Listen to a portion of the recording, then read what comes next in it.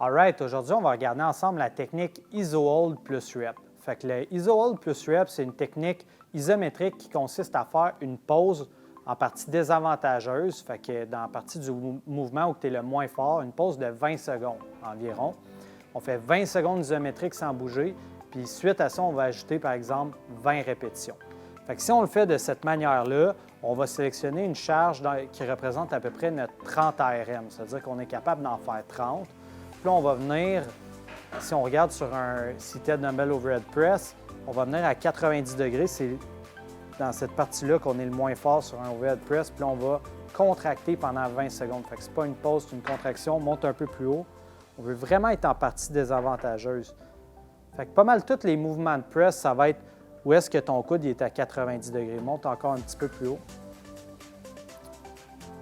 On tient 20 secondes. Fais-moi encore 10, 9, 8, 7, 6, 5, 4, 3, 2, 1. Puis on va en faire 20 rapidement. On va vraiment finir au-dessus de la tête.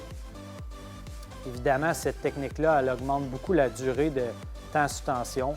Fait que c'est très efficace pour augmenter le stress métabolique, fait que l'effet de pompe. Ça augmente aussi beaucoup la fatigue musculaire. C'est une très bonne technique pour l'hypertrophie puis pour fatiguer le maximum de fibres.